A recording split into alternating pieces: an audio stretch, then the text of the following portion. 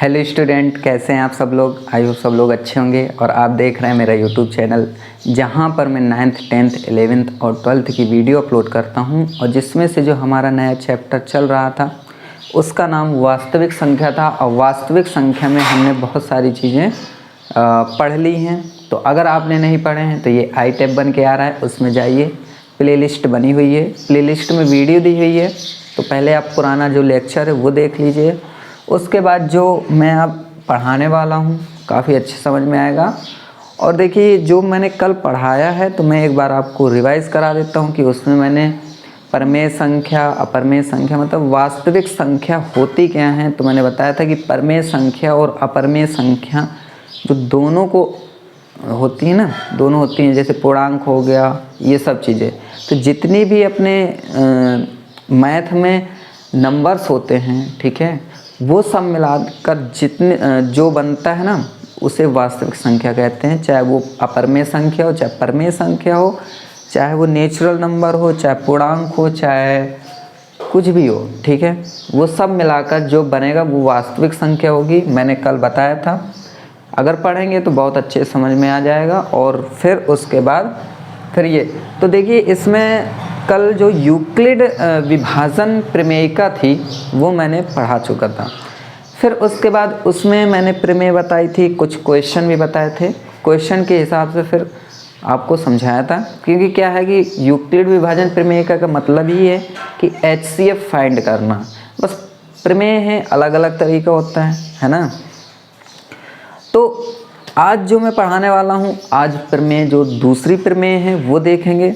तो दूसरी प्रमेय क्या है कि हम देखने वाले हैं यहाँ पर कि जैसे मान लीजिए प्रत्येक भाज्य संख्या को अभाज्य संख्याओं के एक गुणनखंड कह रहा है। प्रमेय जो दूसरी है वो कहते हैं कि प्रत्येक जो भाज्य संख्या है, कल मैंने भाज्य संख्या भी बताई थी कि जो जितनी भी प्रत्येक भाज्य संख्या हैं, अगर उनका गुणनखंड हम करते हैं तो जो गुणनखंड होता है वो अभाज्य संख्या के क्रम में होता है। और वे क्या होते हैं, एक यूनिक हल होते हैं, एक अद्वितीय होता है, ठीक है। तो यहाँ पर मैं प्रमेय लिखूँगा, लिखने के बाद फिर आपको समझाऊँगा, ठीक है। तो जैसे प्रमेय डालिए आप, प्रमेय हमारी यहाँ पर सेकंड है, ठीक है। प्रमेय सेकंड क्या है कि प्रत्येक भाज्य संख्या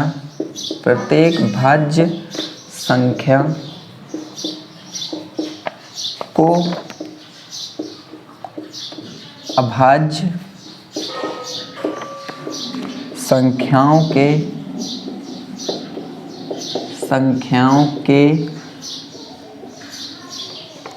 एक गुणनखंड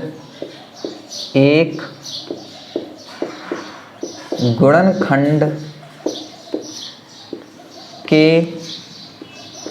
आने वाले क्रम,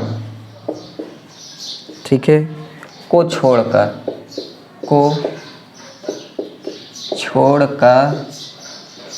ठीक है, या क्रम में बिना, ठीक है। तो ये अद्वितीय होता है, अद्वितीय एक हल होता है। तो देखिए, काफ़ी लोगों को ये प्रमेय ही नहीं समझ में आएगी कि ये प्रमेय क्या कह रही है, लेकिन जब मैं इसका एग्जाम्पल बताऊंगा तो बहुत अच्छे समझ में आएगी। मान लीजिए कि मेरे पास जो भाज्य संख्या है वो मान लीजिए मेरे पास 18 है, ठीक है। अगर मेरे पास 18 ये भाज्य संख्या है और इसका अगर मैं गुणनखंड करता हूँ तो गुणनखंड क्या होने चाहिए, गुणनखंड जो होने चाहिए वो अभाज्य संख्याओं के क्रम का गुणनखंड होना चाहिए। अब अभाज्य संख्याएं क्या होती हैं वो भी बता चुका हूँ, जो खुद से कटती हैं और एक से कटती हैं और किसी से भी नहीं कटती हैं, ठीक है। तो देखिए, अगर मैं 18 का करता हूँ तो यहाँ पर इस मेथड से आप भी कर सकते हो, जैसे 2 9 जा 2 नाम 18, फिर 3 3 9, फिर 3 1 3, ठीक है। तो ये गुणनखंड तब तक करते हैं जब यहाँ पर एक नहीं आ जाता।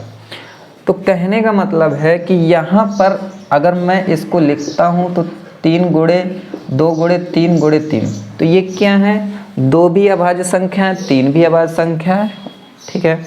ये अभाज्य संख्या है। तो देखिए अब इसको पढ़िए और इसको देखिए तो बहुत अच्छे से समझ में आएगा। देखिए क्या कह रहा है कि प्रत्येक भाज्य संख्या, प्रत्येक मतलब जैसे 18 हो गया, 64 हो गया, 32 हो गया, 12 हो गया, 8 हो गया, 6 हो गया, ठीक है, ये सब भाज्य संख्याएं हैं। इन भाज्य संख्याओं के अभाज्य संख्याओं के एक गुणनखंड, अब ये अभाज्य संख्याओं का एक गुणनखंड है कि नहीं है, इसके गुणनखंड के जो, अब क्या है, ये एक क्रम ही है, आने वाले क्रम को इसको छोड़ दिया जाए तो ये एक क्या है, ये एक यूनिक हल है, ये एक अद्वितीय हल होता है, ठीक है, ये कह रहा है। अब यहाँ से हम क्या करते हैं, अब इस प्रमेय से ही हम HCF फाइंड किया करते हैं और इस प्रमेय से ही हम LCM फाइंड करते हैं, मतलब लासा मा और मासा, ठीक है, ठीक है, लासा और मासा ये सब हम फाइंड किया करते हैं इसी से। तो चलिए अब हम यहाँ से लासा और मासा निकालना सीखेंगे। अभी तो हमने यूक्लिड प्रमेय से सीखा था, अब हम सीखेंगे इससे। फिर उसके बाद कुछ क्वेश्चंस होंगे जो क्वेश्चंस NCERT बेस्ड होंगे और एग्ज़ाम में पूछे जाते हैं, वो क्वेश्चंस हम सॉल्व करेंगे। फिर उसके बाद आपको अच्छे से समझ में आ जाएगा, ठीक है। तो इतना आपने नोट कर लिया होगा। अब यहाँ से हम HCF और LCM कैसे फाइंड करते हैं वो देखते हैं। क्लियर है?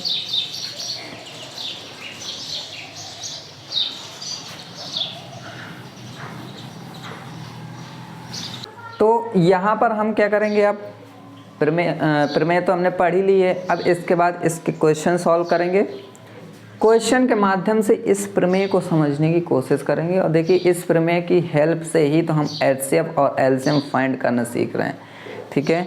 इससे पहले जब हम बचपन में छोटे में पढ़ते थे HCF LCM, तो सिर्फ हमें निकालना सिखाया गया था, लेकिन ये नहीं बताया गया था कि ये जो LCM HCF है इसकी भी एक थ्योरम होती है, वो थ्योरम की हेल्प से हम HCF LCM लगाना सीखते हैं, ठीक है। तो हम कुछ भी पढ़ते हैं, या तो फिर मल्टीप्लाई हो या हम डिवाइड हो, चाहे कुछ भी पढ़ते हों, मैथ में सबका एक थ्योरम होती है, सबकी एक प्रमेय होती है, तभी जाकर हम उस चीज़ को लगाना सीखते हैं। तो यहाँ पर क्या है कि जैसे मान लीजिए हम LCM HCF फाइंड करते हैं, तो एक क्वेश्चन है कि जैसे मान लीजिए मेरे पास है एक 12 और 32, ये दो नंबर हैं। इन दोनों नंबर का हम क्या करते हैं, HCF और LCM ये निकालते हैं अभाज्य गुणनखंड विधि से। अभाज्य गुणनखंड विधि क्या होती है वो सब चीज़ मैं बताऊंगा। तो यहाँ पर सबसे पहले हम फाइंड करते हैं LCM, ठीक है, LCM किसका, 12 और 32 का, ठीक है। तो किस तरीके से, तो इसका अभाज्य गुणनखंड विधि का मतलब होता है इस तरीके से हम करते हैं। अब यहाँ पर हम लिख लेते हैं पहले 32, ठीक है, तो ये लिखा 2 से, ये 16, फिर 2, फिर 8, फिर 2, फिर 4, फिर 2, फिर 2, फिर 2, फिर 1, ठीक है। तो यहाँ पर 2 × 2 × 2 × 2 × 2 5 बार हो गया। इसके बाद अब हम 32 का करते हैं, ठीक है। यहाँ पर ये किसका है, 32 का है। अब 12 का करते हैं, तो 12 का आपको पता ही है कि ये होता है 2 × 2 × 3, ठीक है।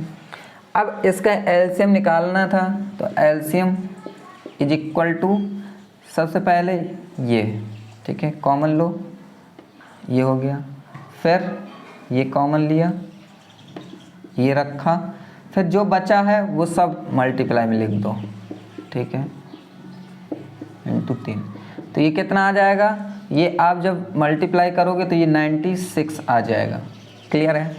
तो LCM निकल आया 96। अब इसी तरीके से हम HCF फाइंड कर सकते हैं। अब देखिए HCF फाइंड करने के लिए हमें करना क्या है, जो कॉमन हो रहा है बस उसी को लेते हैं। तो इसमें 2 और इसमें 2, ठीक है, यही कॉमन हो रहे हैं, तो ये कितना हो गया, 4 हो गया, ठीक है। तो LCM HCF फाइंड करना तो हम सीख गए, लेकिन इसमें एक प्रॉब्लम और है, वो सॉल्व करेंगे। क्या, इसकी हेल्प से एक फार्मूला सॉल्व हो जाएगा, हमसे एक फार्मूला हमें मिल जाएगा कि वो फार्मूला बहुत इंपॉर्टेंट फार्मूला होगा, ठीक है। तो अब देखिए कैसे फार्मूला इंपॉर्टेंट है, देखिए समझिए। अगर मैं LCM ठीक है। एलसीएम कितना है हमारा 32,12 और HCF 32,12। अगर इन दोनों का मैं मल्टीप्लाई कर दूं तो क्या आता है ये चेक करते हैं पहले, ठीक है। तो ये 96 है गुणे 4, तो ये आता है 4 छंग 24, ठीक है, और 4 नाम 36 और 2 38, तो 384 आता है। अब 384 आता है तो चलो हम एलसीएम और HCF का मल्टीप्लाई करके हमने आंसर ले आइए वाला, ठीक है। अगर मैं क्या करूं कि 32 और 12 का भी मल्टीप्लाई कर दूं तो क्या आता है, ये भी चेक करते हैं। तो ये देखिए कैसे आएगा, 12 दूनी 24 और 12 तीन 36, 2 38। अरे वाह, मज़ा आ गया। कहने का मतलब है कि अगर आप एलसीएम और HCF का फाइंड कर रहे हो तो 384 आ रहा है, और अगर आप इन दोनों का नंबर को मल्टीप्लाई कर रहे हो तो 384 आ रहा है। तो हम कह सकते हैं कि ये एलसीएम और HCF जो होगा ये गुणा 32 गुणे 12 के बराबर होगा, ठीक है। ये चीज़ समझ में आ गया। अब ये अगर समझ में आ गया तो आपको और चीज़ें समझ में आ जाएंगी कि अगर मैं कह देता हूँ कि एलसीएम यहाँ पर A, B मान लेता हूँ, मान लो कि कोई भी दो नंबर हैं, ठीक है, एंड HCF कोई भी दो नंबर हैं, ये दोनों नंबर A इंटू B के बराबर होगा, ठीक है, ओके। अब A और B क्या है, पहला पद और B दूसरा पद है। पहला पद इंटू दूसरा पद बराबर एलसीएम इंटू HCF। ये चीज़ आपने बचपन में पढ़ी होगी, लेकिन आपको ये पता नहीं होगा कि ये इस तरीके से भी होता है, ठीक है। बस आपको फॉर्मूला रटा दिया, फॉर्मूले में आपको वैल्यू रखना सिखा दिया, बस। इसके अलावा उसका रीज़न नहीं बताया कि भाई ये होता कैसे, तो आज आपको पता चल गया, ठीक है। अब इसके बाद क्या करते हैं, मैं क्या करता हूँ, एक क्वेश्चन लेता हूँ इसके माध्यम से, ठीक है। क्वेश्चन बहुत पूछते हैं इसी तरीके से। मान लीजिए मेरे पास लिखा है, ये फॉर्मूला है, याद रखिएगा। यदि A बराबर 8 तथा HCF A, B, ठीक है, बराबर 4 है तथा LCM A, B बराबर 12 है, तब B क्या होगा, ज्ञात करना है B। तो देखिए ऐसे क्वेश्चन सॉल्व करने के लिए आप क्या करते हैं, इस फॉर्मूले का यूज करते हैं। तो हम क्या करते हैं कि LCM लिखते हैं पहले, ठीक है। अब LCM की वैल्यू क्या है, 12 है, 12 लिखा। HCF की वैल्यू क्या है, 4 है, 4 लिखा। A की वैल्यू कितनी है, 8 है, 8 लिखा। B की वैल्यू पता नहीं है, 12 चौको 48, ठीक है, अपॉन 8 लिखा। ये 8 छंग 48 मतलब ये 6 आ गया, ठीक है। तो B की वैल्यू क्या आ गई, 6 आ गई। तो मैं कह सकता हूँ कि ये A, B बराबर होगा 8, 6, ठीक है। तो ये चीज़ समझ में आई कि नहीं आई, ये चेक करने के लिए अगर कभी भी आपको B की वैल्यू पूछे तो आपको ये चेक करने के लिए, ये आपको पहले ही बता दिया था कि A बराबर BQ प्लस R होता है, और हमेशा जो B होता है वो लेस देन होता है A से, ठीक है। A बड़ा होगा, B छोटा होगा, A बड़ा है, B छोटा है। तो ये चीज़ आप हमेशा दिमाग में रखिएगा, ठीक है। तो ये प्रमेय हमने सीखी, और क्वेश्चन सॉल्व करते हैं और चीज़ें पता होंगी, ठीक है। एक क्वेश्चन है हमारा,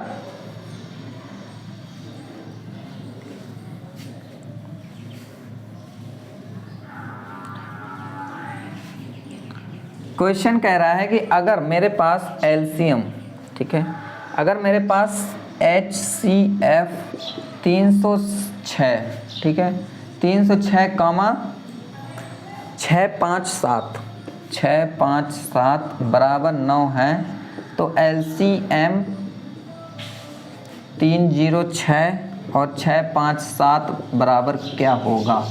कितनी बड़ी बात पूछ ली इसने, लेकिन अगर किसी के पास दिमाग होगा तो वो तुरंत बताएगा, और वो पहले तो डाउट आएगा कि अरे यार A और B तो पता ही नहीं है। तो अरे भाई साहब ये A और B दिया है कि नहीं दिया, अब इसमें A कौन है B कौन है, तो आप पता कर सकते हो A ये है B ये है, ठीक है। अब यहाँ पर इन दोनों का मल्टीप्लाई करते हैं 9 इंटू, अब ये पता नहीं है तो इसको आप लिख दो एलसीएम, ठीक है, LCM is equal to A B 306 और 6 5 7, ठीक है। तो एलसीएम क्या निकला, एलसीएम निकला 306 इंटू 6 5 7 बटे 9, है ना। तो ये 27 और नचो को 36, 27 और नचो को 36 34, ठीक है। तो आप 3 5 7 और 34 का मल्टीप्लाई कर लेना, जो भी आंसर आए वो आंसर आपका फाइनल आंसर होगा, ठीक है। तो इसी तरीके से क्वेश्चन सॉल्व किए जाते हैं, तो आपको ये चीज़ समझ में आ गई होगी, ठीक है। अब इसके बाद हम क्या करेंगे, नेक्स्ट पढ़ेंगे प्रमेय तीसरी। प्रमेय तीसरी बहुत इम्पॉर्टेंट है और वो हर साल एग्ज़ाम में यूपी बोर्ड में और सीबीएसई बोर्ड में पूछा जाता है। पूछा क्या जाता है कि जैसे मान लीजिए कि कहता है कि बताइए कि √2 या √5 ये अपरमेय संख्या है, ठीक है। तो इसको सिद्ध करना होता है, तो ये कैसे सिद्ध करते हैं, उसके लिए हमें एक थ्योरम पढ़नी पड़ती है। उस थ्योरम की हेल्प से फिर हम ये फाइंड करते हैं कि √2 इज़ इरेशनल नंबर, ठीक है, अपरमेय संख्या है। तो ये कैसे फाइंड करेंगे ये हम नेक्स्ट लेक्चर में पढ़ेंगे। आज सिर्फ आप क्या कीजिए, ये सब पढ़िए, ठीक है। और चलिए एक क्वेश्चन और ले लेता हूँ, ठीक है। उस क्वेश्चन के माध्यम से आपको काफ़ी कुछ चीज़ें यूक्लिड विभाजन प्रमेय से सॉल्व करने को मिलेंगी, ठीक है। तो देखिए यहाँ पर सबसे पहले एक क्वेश्चन पढ़ते हैं, ठीक है। अभी टाइम काफ़ी है तो पढ़ते हैं, ठीक है। मैं तो पहले क्या करता था कि एक ही लेक्चर में सब कंप्लीट करता था, लेकिन फिर मैंने सोचा कि क्वेश्चन रह जाते हैं। काफ़ी लोगों ने क्वेश्चन कहा कि सर क्वेश्चन नहीं आप सॉल्व कराते, कॉन्सेप्ट तो समझ में आ जाता है, ठीक है। तो मैं क्वेश्चन भी आपको सॉल्व करा रहा हूँ। अब देखिए क्वेश्चन है, एनसीईआरटी बुक से लिया गया है कि दर्शाइए कि कोई भी धनात्मक विषम पूर्णांक संख्या, ठीक है। ये पढ़ें कि चलो यही पढ़ते हैं, ठीक है। अब ये दर्शाना है का मतलब होता है सिद्ध करना है, ठीक है। तो दर्शाइए कि कोई भी धनात्मक विषम पूर्णांक, ठीक है, पूर्णांक 6q+1, 6q+3 या 6q+5 के रूप का होता है, जहाँ q कोई पूर्णांक है, ठीक है, पूर्णांक है। तो देखिए ये कितना अच्छा है, इसको सॉल्व करते हैं, ठीक है। तो ये कितना अच्छा है और समझ में भी आपको आएगा, ठीक है। अब यहाँ पर आपको ये दे दिया है, तो इसमें आपने देखा होगा कि कोई भी धनात्मक विषम पूर्णांक, कोई भी धनात्मक विषम पूर्णांक 6q+1, 6q+3 या 6q5 के रूप का होता है, जहाँ q क्या है, कोई पूर्णांक है। पूर्णांक है का मतलब कि ना तो वो विषम है ना तो सम है, वो कुछ भी हो सकता है, ठीक है। पूर्णांक का मतलब इंटीजर है, तो इंटीजर कुछ भी हो सकता है, ठीक है। तो यहाँ पर सबसे पहले मैं क्या लिखता हूँ कि यहाँ पर कि मान लीजिए, माना ए एक धनात्मक विषम पूर्णांक है, ठीक है।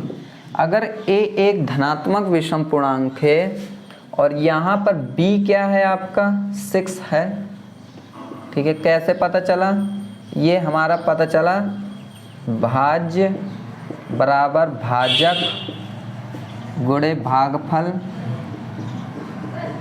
प्लस शेषफल, इससे पता चला। अब मैंने बोला था कि भाज्य को a मानना है, भाजक को b मानना है, भागफल को q मानना है, प्लस r मानना है शेषफल को। तो यहाँ पर देखिए a हमारा एक धनात्मक है जो कि कह दिया गया है, एंड ये जो 6q + 1 है तो ये इसके फॉर्म में है। 1 क्या है, r है, शेषफल है, ठीक है, 3 भी शेषफल है और 5 भी शेषफल है।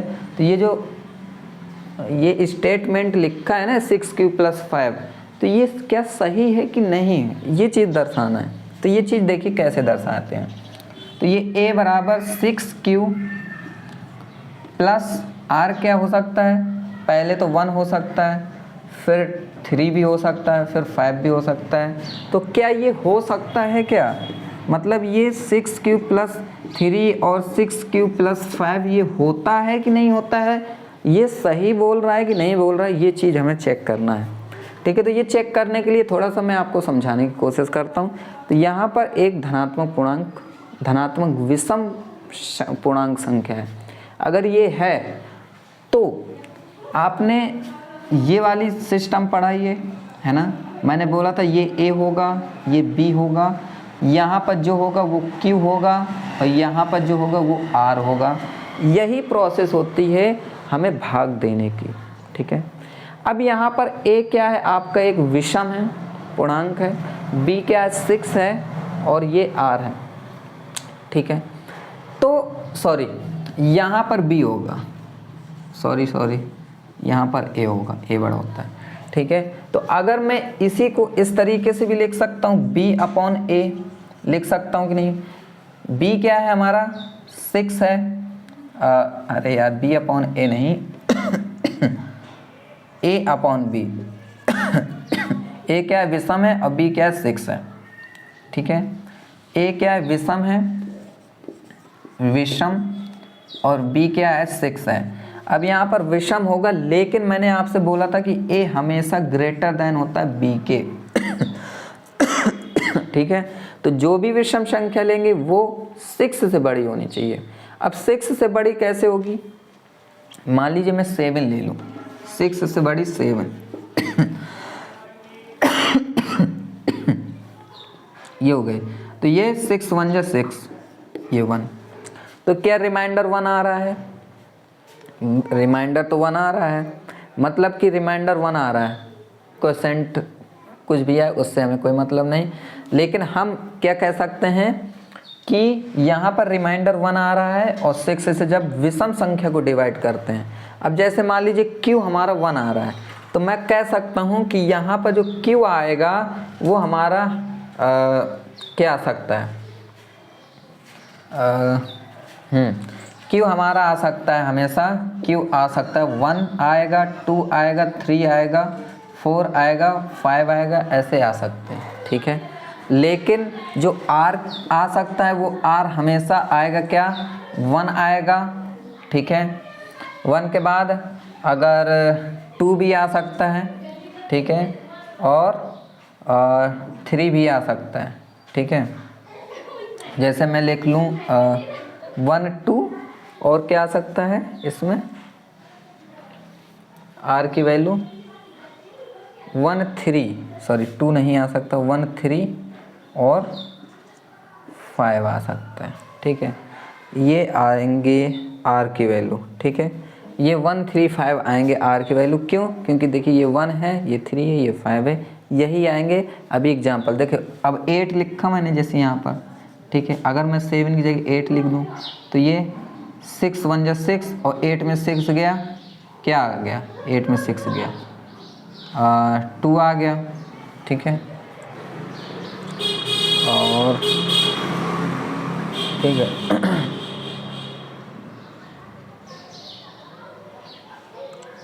अरे यार विषम संख्या लेनी है ना, 8 कैसे लिख सकते हैं, 7 हो गया, 8 नहीं लिख सकते, 9 लिख सकते हैं। ठीक है, तो ये 6 1 जैसे 9 में 6 गया 3। हाँ, विषम संख्या अगर 9 लेंगे, विषम संख्या जितनी भी लेंगे तो 3 आएगा। मान लीजिए मैंने विषम संख्या ले ली 17 ले ली। ठीक है, 17 ले ली, तो ये कितने बार में आएगा, 6 2 जा 12, ठीक है, 6 2 जा 12, तो 7 में 2 गया, कितना आएगा 5, बस इसके अलावा नहीं आ सकता, 135 ही आएगा। तो 135 ये कंफर्म हो रहा है कि आता है, ठीक है, ये चीज़ आती है, तो ये हमारा प्रूफ हो रहा है ना। लेकिन लिखेंगे क्या, ये भी तो इम्पोर्टेंट है, लिखना क्या है हमें, मैंने तो ये समझाया है आपको, अब लिखना क्या है वो चीज़ देखिए यहाँ पर। जैसे मैंने लिखा कि a एक धनात्मक विषम पूर्णांक संख्या है, a एक धनात्मक विषम पूर्णांक संख्या है जहाँ पर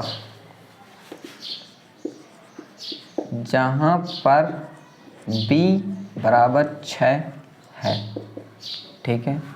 अब ये b बराबर 6 है तो हम कहेंगे कि जब हम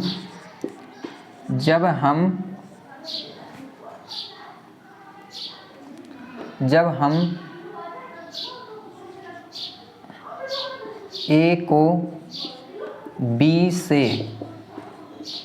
विभाजित करते हैं तब Q क्या आता है, हमारा Q आता है 1 2 3 4 5 ऐसे आता है, ठीक है, पाते हैं, ठीक है, पाते हैं। और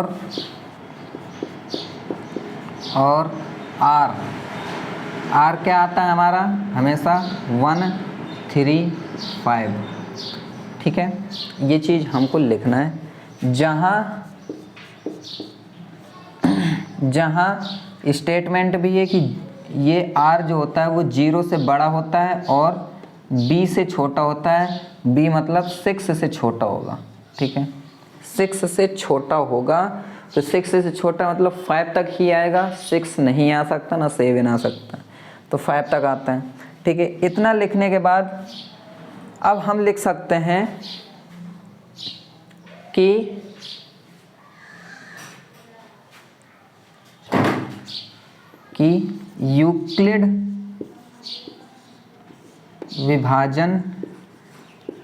यूक्लिड विभाजन प्रमेय से पाते हैं, ठीक है, क्या पाते हैं कि a बराबर 6q + 1 6q + 3 और 6q + 5, ठीक है। ये हम पाते हैं कि नहीं पाते हैं, यहाँ देखिए ये चीज़ें हैं। अब ये अगर ये है तो ये देखिए 6q + यूक्लिड विभाजन प्रमेय क्या होती है, यूक्लिड विभाजन प्रमेय होती है a = bq + r, इससे हम पाते हैं और इसी से ही तो यही तो लिखा है, ठीक है। तो ये हमारा प्रूफ हो गया, इसी तरीके से प्रूफ करना है। अगर नेक्स्ट क्वेश्चन है तो नेक्स्ट क्वेश्चन भी इसी तरीके से हैं, तो आप एक बार ट्राई कीजिए। जब नहीं समझ में आए तो फिर मुझे बताइए, कमेंट कीजिए कमेंट सेक्शन में, मैं आपको ज़रूर रिप्लाई दूंगा। और आप मेरे व्हाट्सएप ग्रुप में ऐड हो जाइए और उसमें आप क्वेश्चन भेजिए, मैं क्वेश्चन का रिप्लाई दूंगा।